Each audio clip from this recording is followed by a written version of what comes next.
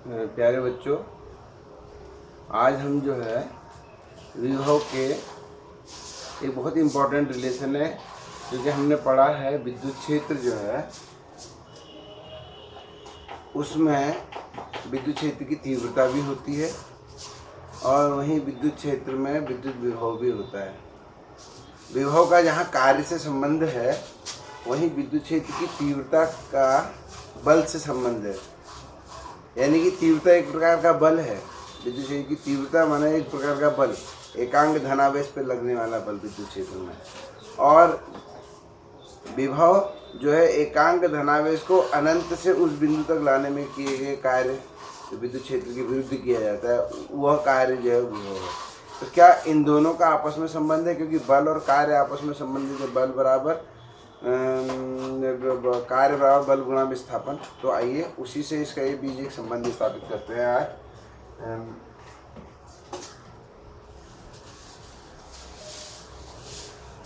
तो आज का हमारा जो टॉपिक है, अच्छा इससे पहले कि हम इस संबंध को स्थापित करें, हम एक चीज़ और इसमें जानना चाहेंगे। कल मैंने आपको समविभव पृष्ठों के बारे में बताया था।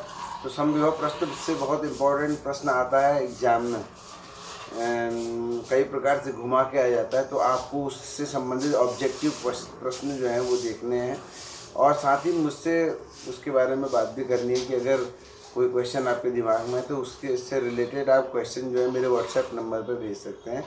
मेरा व्हाट्सएप नंबर है, मैंने आपको पता ही है आप लोगों को, तो उस नंबर पर आप अपने क्वेश्चन भेज सकते हैं।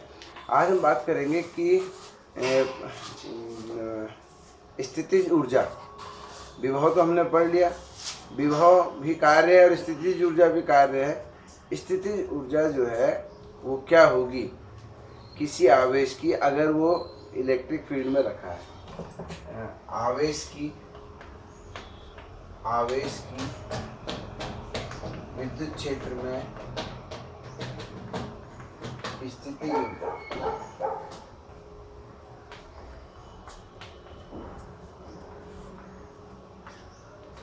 बहुत आसान सा टॉपिक है। अगर पिछले बात में जो पढ़ा हुआ है वो हमारे को भली प्रकार समझ में आता है तो ये बहुत ही आसान सा एक टॉपिक होगा, स्थितिज ऊर्जा। अब देखिए, ये एक विद्युत क्षेत्र है, किसी का भी हो सकता है, किसी शीट का हो सकता है, किसी बिंदु आवेश का हो सकता है। और आप जानते हैं यहाँ पर कोई बिंदु हम ले लेते हैं तो इस पर निश्चित रूप से तीव्रता भी होगी इस बिंदु पर, और यहाँ पर विभव भी होगा। मान लीजिए यहाँ पर विभव जो है Vp है। इसका अभिप्राय क्या है कि अनंत से, विभव की परिभाषा अनंत से यहाँ तक एकांक धनावेश को लाने में विद्युत क्षेत्र के विरुद्ध किया गया कार्य है। अब दूसरे ढंग से सोचिए कि अगर मैं यहाँ पर कोई आवेश रख दूँ, कोई आवेश Q रख देता हूँ, तो ये जो Q है, ये Q एक ऐसी जगह पर रख दिया गया है जहाँ पर इस पर कुछ ना कुछ ऊर्जा आ जाएगी, कार्य करने की क्षमता आ जाएगी। कैसे कह सकते हैं आप?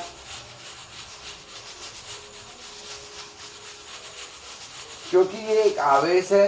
अब विद्युत क्षेत्र की दृष्टि से देखें, बल की दृष्टि से, तो जब जैसे आवेश यहाँ पर रखा जाएगा इस पर बल लगने लगेगा तो ये भागने की कोशिश करेगा। तो यही तो ऊर्जा है, अपने आप आ गई ऊर्जा ना। तो इसी को हम स्थितिज ऊर्जा कहते हैं। जब किसी विशेष अवस्था में फील्ड इफेक्ट के कारण किसी वस्तु पर कार्य करने की ऊर्जा आ जाती है। जैसे स्कूल में जब विद्यालय में बच्चे जाते हैं तो उनको चीज़ें समझ में आने लगती हैं, वहाँ पढ़ाई करनी पड़ती है, नहीं तो पिटाई लग होती है। तो एक प्रकार का बल क्षेत्र है, तो वहाँ पर जाते ही हमारे अंदर ऊर्जा आ जाती है। इसी प्रकार से घर में अगर पापा हों तो बच्चा एक्स्ट्रा एक्टिव हो जाते हैं। क्यों? क्योंकि उनको पता है ये लगाएगा कुछ ना कुछ। तो इसी प्रकार से कोई आवेश अगर विद्युत क्षेत्र में रखा है तो उसके अंदर एक एबिलिटी आ गई, एक ऊर्जा आ गई, और इसी एबिलिटी की पूछ इस दुनिया में है। तो इस आवेश पर यहाँ रखने पर इसमें कुछ कार्य करने की ऊर्जा आ जाएगी। इसी ऊर्जा को जो एक विशेष अवस्था के कारण आ जाती है, वो अवस्था क्या है कि ये आवेश विद्युत क्षेत्र में आ गया है, तो इसी ऊर्जा को हम स्थितिज ऊर्जा कहते हैं।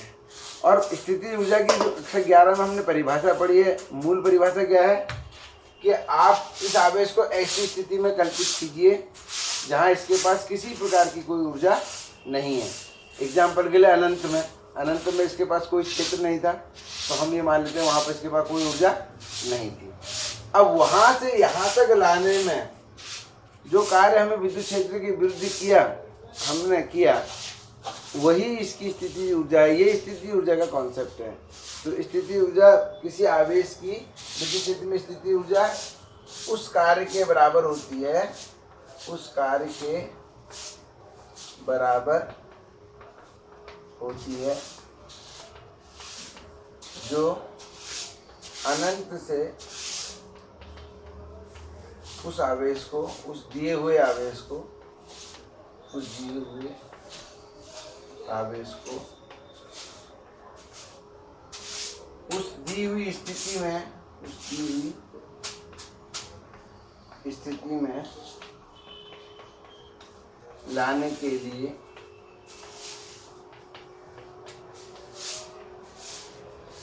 विद्युत क्षेत्र के विरुद्ध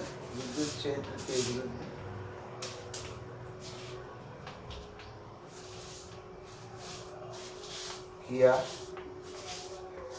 जाता है। यानी कि इस Q को मुझे अनंत से यहाँ तक लाने में जितना कार्य करना है, उसकी गणना करनी है, वही इसकी स्थिति ऊर्जा होगी। अब देखिए, ये परिभाषा बहुत नज़दीक है विभव की परिभाषा से।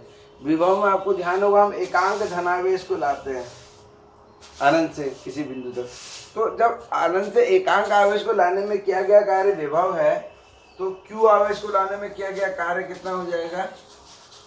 आवेश गुणा विभव। एकांक का अगर हमें पता है ये एकांक है, तो Q आवेश को लाने में गुणा करना पड़ेगा। जैसे रेट अगर पता है तो हम किसी भी क्वांटिटी की वैल्यू बता सकते हैं, उसी प्रकार से ही है। और इसी को हम स्थितिज ऊर्जा कहते हैं। यानी कि किसी आवेश की स्थिति ऊर्जा किसी बिंदु पर, अगर उस बिंदु का विभव पता है तो वहां पर उस आवेश को रख दीजिए। ध्यान रखना है, विभव वाला जो मामला होगा उसमें आवेश को विद साइन रखेंगे, क्योंकि आवेश दो प्रकार का होता है, धन और ऋण आवेश। तो इस प्रकार से स्थिति ऊर्जा हमें समझनी है। तो स्थिति ऊर्जा का उपयोग आप कैसे कर सकते हैं? कार्य निकालने के लिए कर सकते हैं, स्पीड निकालने के लिए कर सकते हैं। मान लिया ये जो आवेश है, ये यहाँ से मैं इसको इधर की ओर, यहाँ से मैं इस आवेश को Q को यहाँ से यहाँ तक, P से S तक ये आवेश लाना है, तो कितना वर्क करना पड़ेगा अगर हमें निकालना है? तो यहाँ पे इसकी स्थिति ऊर्जा निकाल लीजिए, इस जगह पर इसकी स्थिति ऊर्जा निकाल लीजिए। यहाँ पर स्थिति, ये तो हो गया P पर स्थिति ऊर्जा, P पर स्थिति ऊर्जा ये है। S पर स्थिति ऊर्जा निकाल लीजिए। ये एक्स्ट्रा बता रहा हूँ मैं, इसको आप इस टॉपिक से एक्सक्लूड करके रखिएगा। समझना है पूरी तरह, कौन सी बात अलग करनी है इसको आप समझिए। VSQ, ये स्थिति ऊर्जा यहाँ पे हो गई। तो स्थिति ऊर्जा में परिवर्तन जो है यही कार्य है।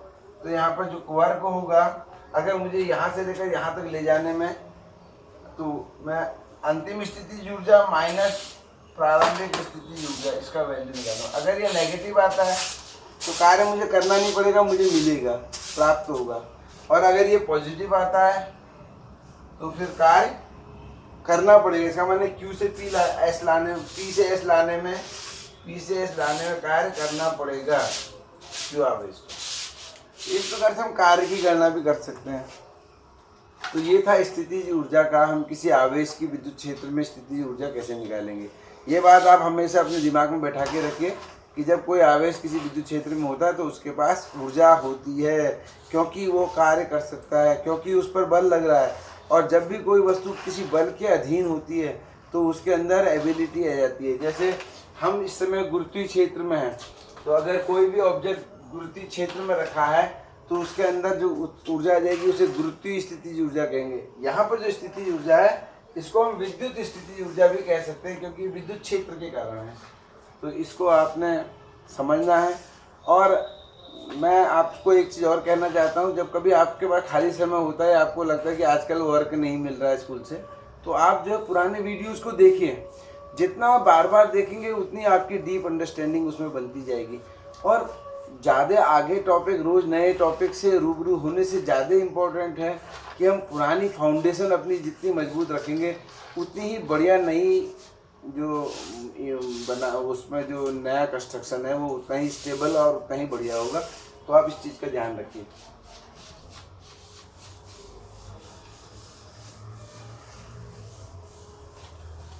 अब इसमें एक टॉपिक और रहा, स्थिति ऊर्जा से संबंधित। किसी आवेश निकाय की स्थिति ऊर्जा, किसी आवेश निकाय की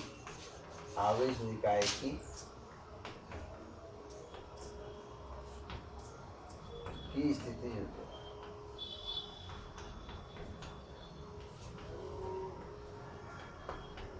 देखिए, आवेशों का एक निकाय है, ये किसी विद्युत क्षेत्र में नहीं रखा है, बल्कि 3-4 आवेश हैं आपस में इस प्रकार रखे कि यहाँ पर Q1 है, यहाँ पर Q2 है, यहाँ पर Q3 है। तो ये भी आपस में भी इनके पास एक स्थिति ऊर्जा आ जाती है, और इस ऊर्जा का ये चाहे तो अपने लिए प्रयोग भी कर सकते हैं। जिस प्रकार से हम अकेले हैं, किसी क्षेत्र में नहीं, तो हमारे पास कोई ऊर्जा नहीं है। इसका माने हम किसी ना किसी क्षेत्र से जुड़े हुए जब तक नहीं होंगे तब तक हमारे पास किसी प्रकार की ऊर्जा नहीं होगी। लेकिन अगर हम किसी क्षेत्र में नहीं भी हैं, अगर हम 2-4 लोग आपस में मिल जाते हैं, तो हमारे पास एक अपनी एक स्थिति ऊर्जा आ जाती है, जो कि अपने साथ के कारण है। इसी प्रकार से Q1, Q2, Q3 जो है, ये आपस में बाहर, ये किसी क्षेत्र में नहीं रखे हैं। यानी कि Q1 अकेला अगर देखें तो it is not in any electric field, तो इसके पास कोई ऊर्जा नहीं है। Q2 के पास भी नहीं, Q3 के पास भी नहीं। लेकिन जब ये तीनों साथ आ गए, अब इनके पास ऊर्जा आ गई। इस ऊर्जा को निकाय की स्थिति ऊर्जा कहते हैं। अब ये ऊर्जा कैसे आई, देखिए, मैंने आपको कहा था स्थिति ऊर्जा का कॉन्सेप्ट यह है, अनंत से उस आवेश को लाने में जो कार्य होता है वो स्थिति ऊर्जा। सबसे पहले इस निकाय को हम बना रहे हैं, अभी ये कोई नहीं है यहाँ पर, समझ लीजिए तीनों के तीनों अनंत में हैं, तो इनके पास किसी प्रकार की कोई ऊर्जा नहीं है। सबसे पहले मैं Q1 को लेके आया, तो Q1 जब आया तो उस समय किसी का फील्ड था नहीं। क्यों नहीं था? क्योंकि अभी तक तो कोई फील्ड ही नहीं, अभी तो Q1 आया। तो Q1 को लाने में मुझे कोई कार्य नहीं करना पड़ेगा। लेकिन जब मैं Q2 को लाया तब Q1 ऑलरेडी आ चुका था, तो अब Q1 किसके फील्ड में आया? Q2 के फील्ड में। तो सबसे पहले मुझे देखना पड़ेगा कि जिस जगह पे Q2 आया वहाँ पर Q1 के कारण कुछ ना कुछ विभव भी हो गया होगा। अगर वो विभव मुझे पता लग जाए तो मैं बता सकता हूँ Q2 को लाने में कितना कार्य करना पड़ेगा। तो Q2 को लाने में कार्य अभी हमने किया है VQ2, इतना कार्य Q2 को लाने में करना पड़ा। क्यों? क्योंकि Q2 Q1 के इलेक्ट्रिक फील्ड में आ रहा है। अब आप देखिए, जब मैं Q3 को लाऊंगा यहाँ पर रखने के लिए, तो Q3 Q1 और Q2 दोनों के फील्ड में आएगा। तो Q3 इस बिंदु पर, जहाँ पर Q3 लाया जाएगा, इस बिंदु पर Q1 का भी विभव होगा और Q2 का भी विभव होगा। अगर मान लिया वो विभव V डैश है, तो Q3 बराबर, तो लाने में वर्क बराबर V डैश गुणा Q3। अब इन तीनों वर्क को जोड़ देंगे तो ये हमारा आ जाएगा टोटल वर्क इस निकाय को बनाने में। और ये क्या हो जाएगा? 0 plus VQ2 plus V dash Q3। यहाँ पर V क्या है? V Q1 के कारण इस बिंदु पर विभव है, और V डैश क्या है? Q1 और Q2 दोनों के कारण Q3 पर विभव है। ठीक है, चलिए, तो इसी को हम कहते हैं इस निकाय के बनने की, ये इस निकाय की स्थिति ऊर्जा हो जाएगी। स्थिति ऊर्जा को हम U से दिखाते हैं और ये जूल में होती है। तो आप इसको लिख लेंगे अब किस प्रकार से, किसी निकाय के घटक आवेशों को, किसी निकाय के घटक आवेशों को, किसी निकाय के घटक आवेशों को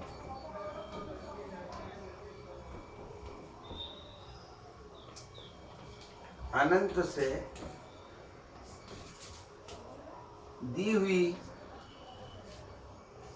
स्थिति जो हमारी स्थिति है, ये ऐसी स्थिति, ए पर मैं Q1 को लाया, बी पर मैंने Q2 को लाया, सी पर मैंने Q3 को लाया, त्रिभुज के दी हुई स्थिति में लाने में विद्युत क्षेत्र के विरुद्ध किया गया कार्य उस निकाय की विद्युत स्थितिज ऊर्जा होगी।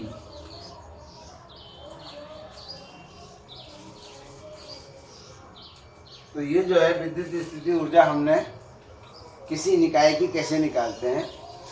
अब देखिए, कल्पना ऐसी भी हो सकती है कि ये तीनों जहाँ पर रखे वहाँ पर ऑलरेडी पहले से भी विद्युत क्षेत्र हो सकता है, फिर तो Q1 को लाने में भी कार्य करना पड़ेगा, Q2 और Q3 को लाने में कुछ एक्स्ट्रा कार्य करना पड़ेगा। क्यों? क्योंकि वो वाला विद्युत क्षेत्र है, उसके विरुद्ध भी कुछ कार्य करना पड़ेगा, तो वो एक अलग सिचुएशन होगी। लेकिन फिलहाल अभी हमने ये सिचुएशन लिया, हमने यहाँ पे बाहर का कोई विद्युत क्षेत्र नहीं माना है, हमने माना है कि Q1, Q2, Q3 अनंत में थे और एक एक करके हम उनको लाए और हमने ये कार्य की गणना की। तो चाहे तो इसको भी लिख सकते हैं यहाँ पर कि क्या है, Q1 को लाने में,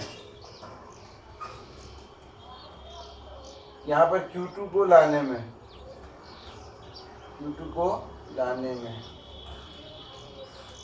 किया गया कार्य, और यह है Q3 को लाने में।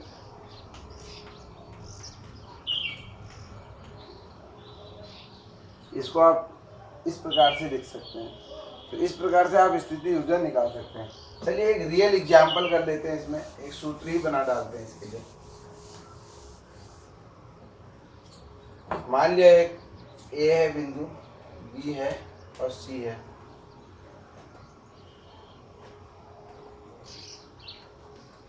ए और बी के बीच की दूरी RAB है, बी और सी के बीच की दूरी RBC है, और इसी प्रकार से RAC। यहाँ पर हमने Q1 रखा है, यहाँ पर Q2 रखा है, यहाँ पर Q3 रखा है।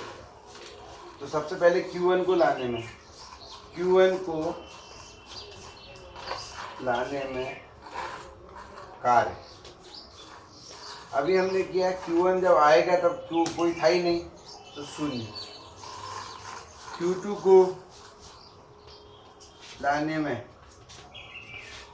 कार्य W2 बराबर VQ2।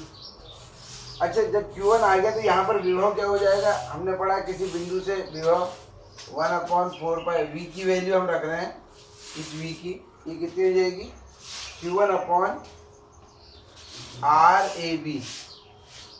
याद कीजिए सूत्र, Q1 दूरी से R दूरी पर विद्युत विभव का सूत्र।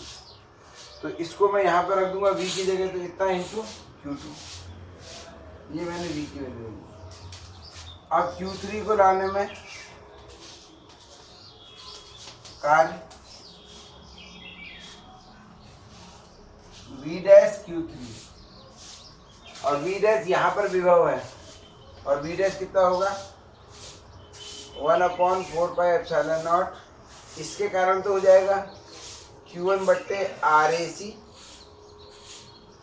क्योंकि Q1 से C RAC दूरी पर है, प्लस इतना ही Q2 के कारण भी होगा, बस अंतर इसलिए 1/4 पाई एप्सिलॉन नॉट कॉमन आ गया, Q2/RBC।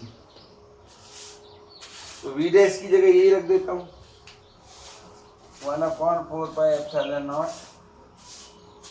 Q1/RAC plus Q2/RBC।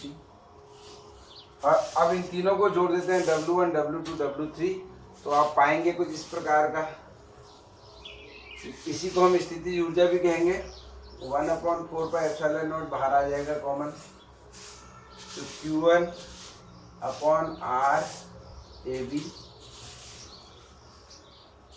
Q1 Q2/RAB plus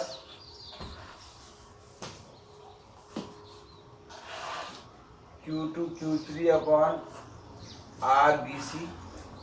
plus Q3 Q1 RAC, ये सूत्र आ गया।